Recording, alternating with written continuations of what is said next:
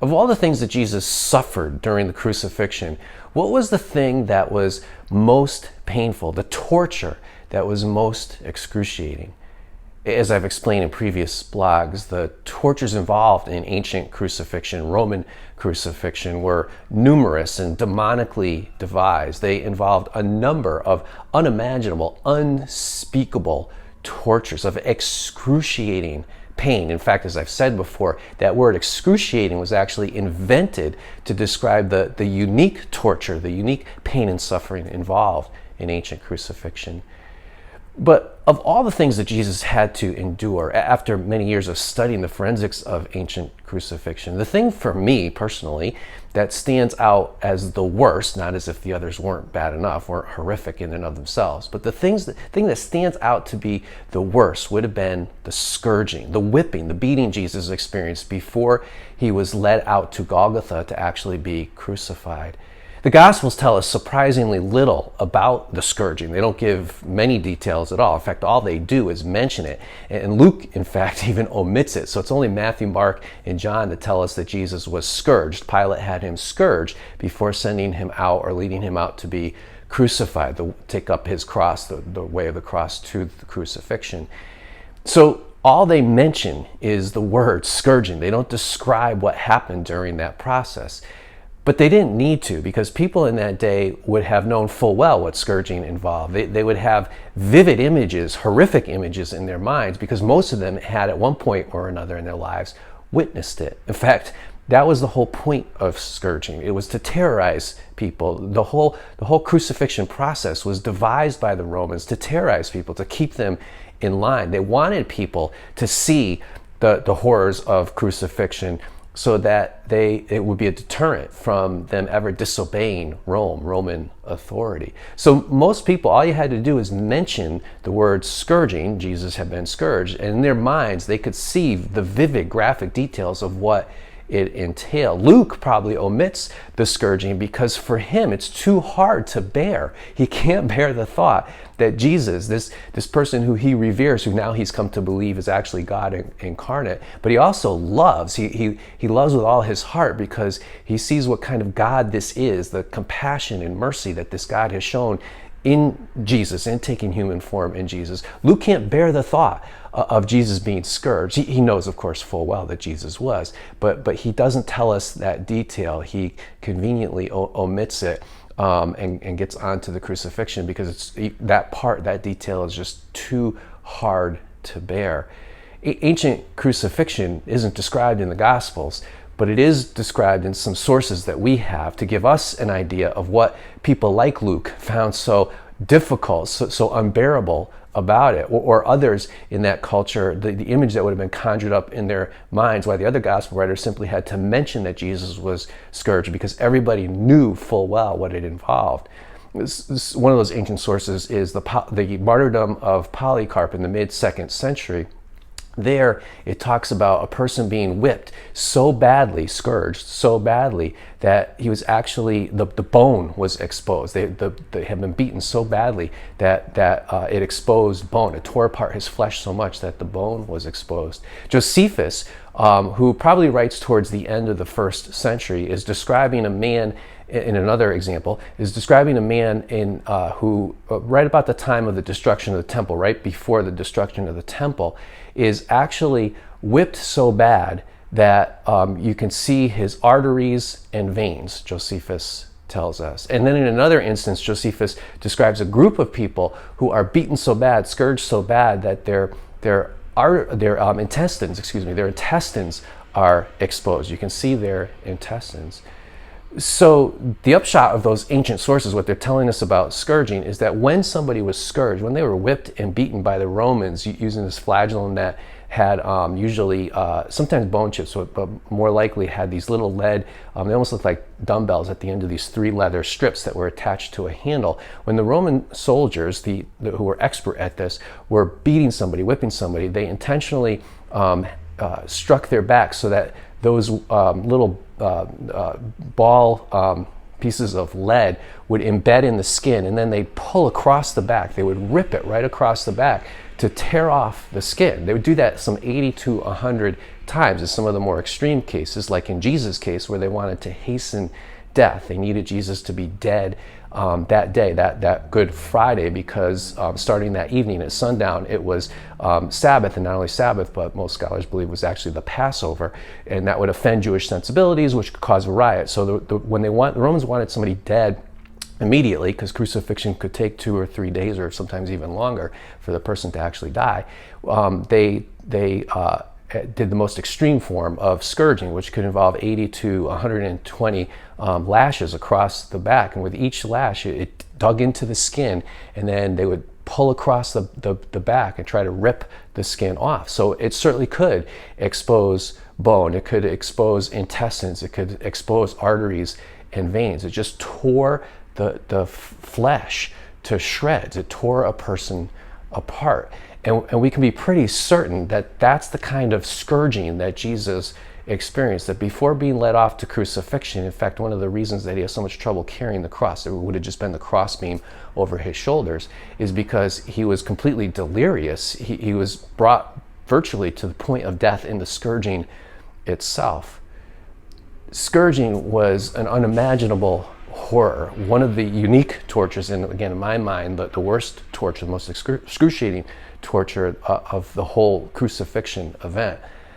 But that wasn't the most excruciating thing for Jesus.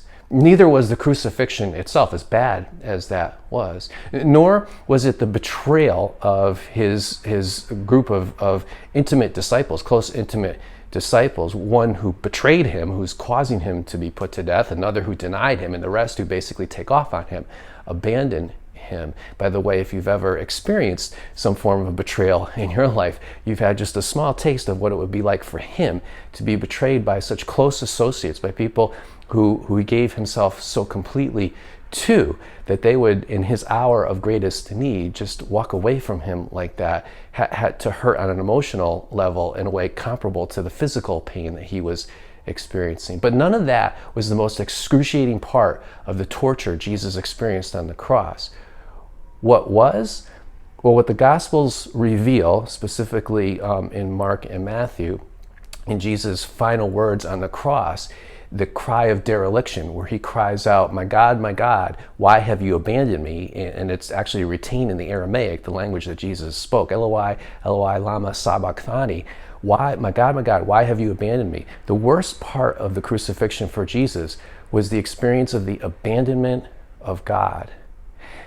The worst experience a human being can have, because the best experience we can have is the experience of love. The worst experience is to be abandoned, to be rejected by somebody that we have poured our heart and soul into, by somebody that we love dearly. That is the worst kind of pain. It's the worst torture any human being can actually experience. It goes beyond physical pain.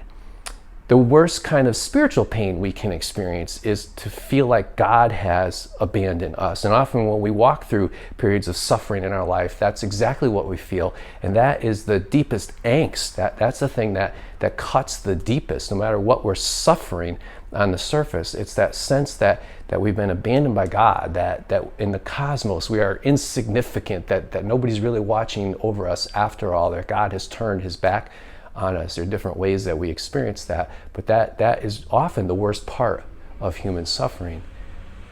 But for Jesus, his suffering was unique in this way.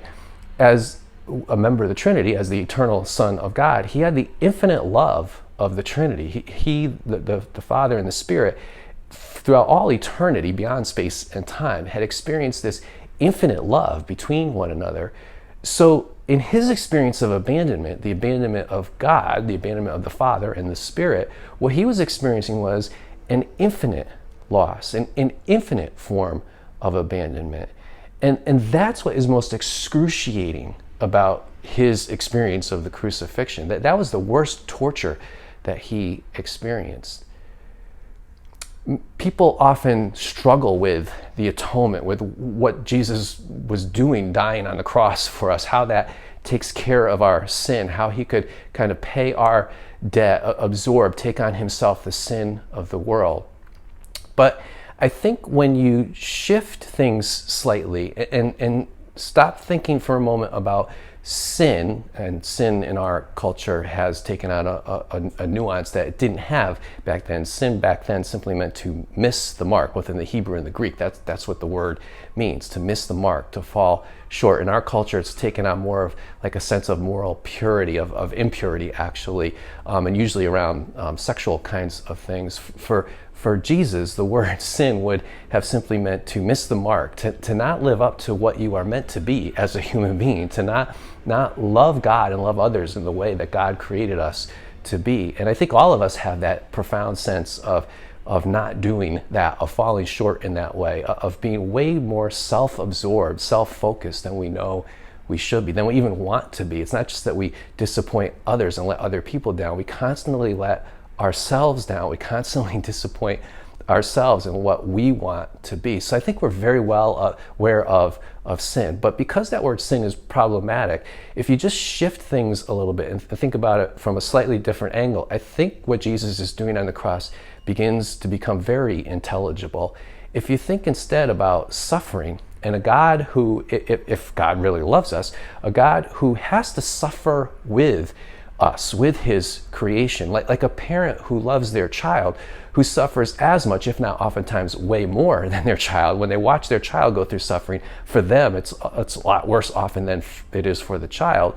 Like a parent who loves a child, if God really loves us, then when we suffer, he has to suffer as well. It's exactly what Jesus says he does in Matthew 25, when he says, whatever you do to the least of your brothers and sisters, in other words, when somebody does something to somebody else, Jesus is right there in their midst. We're doing it to him. So when we sin, when we fall short in the many ways that we do, whether we inflict some pain on somebody else, or we just fail to help somebody who has need, we're indifferent to them, it's like what Jesus is saying in Matthew 25. Whatever you fail to do to the least of your brothers or sisters, or whatever you did do to them, you have done to me, or failed to do for me. So he has to actually take on that suffering. He has to take on that pain. If he really loves us, God has to suffer with us.